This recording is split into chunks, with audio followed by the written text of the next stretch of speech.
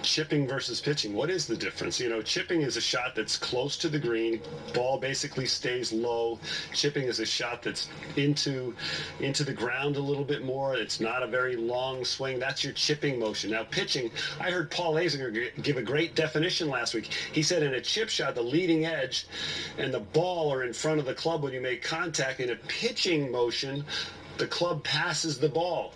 I agree with that to a point. Ian Baker Finch has said any shot over 10 yards is a pitch, any shot under 10 is a chip. I just want to show you what I think the difference is, and you guys can decide. But my definition of a pitch is it's a long chip shot. So here's a chip shot motion, feet together, I'm closer to the ball, shoulders are a little open, my weight is forward, and I'm going to hit this ball low and along the ground to the flag. That's my basic chipping motion, Gary. And if you let me borrow that 54 degrees, so this is my gap wedge, yep. I'll show you a pitching motion.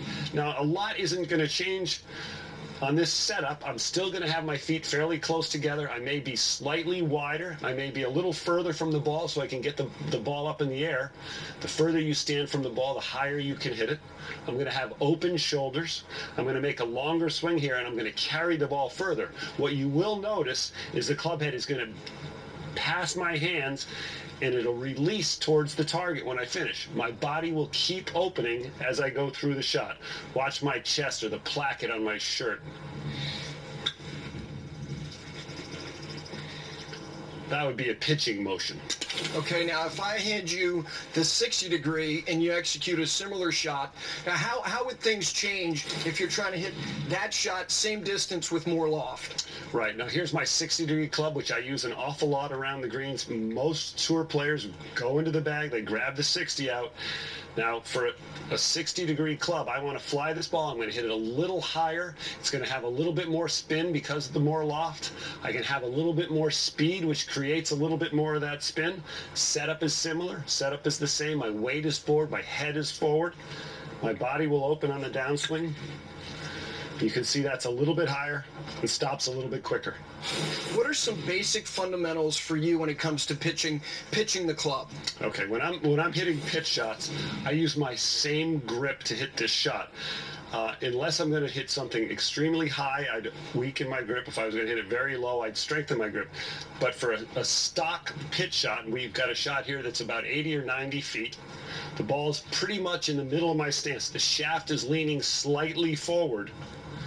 I like to feel like my head is left of center. And when I make my backswing, I have no weight shift back. I'm not trying to move off the ball or move back. And when I come down, I want to make sure that the first thing that moves is the club head's going first. The club head's going to catch up. I'm not going to have any lower body action. That would be the fault of most of the amateurs that I play with in the Pro-Ams. They start their downswing this way. So I'm going to try and keep my lower body very still and let the club and my chest lead the downswing. Watch this.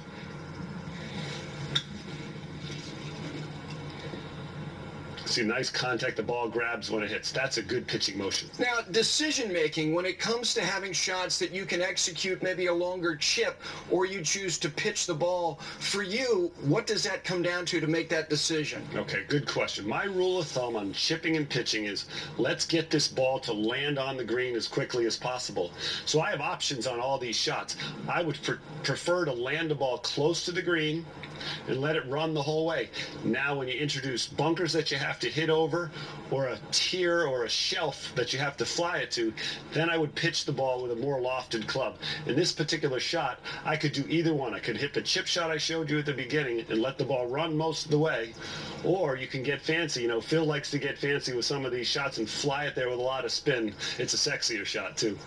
We know that now with these grasses, and in particular here at Old Sandwich, it's perfect, it's pristine, it's very tight lies. For the average golfer, is there a more practical shot to hit when you're playing from a really tight lie? I always believe that the tighter the lie, it's easier to hit a less lofted club. So you should always look at your first option to be a chip shot motion. First of all, it's a shorter swing.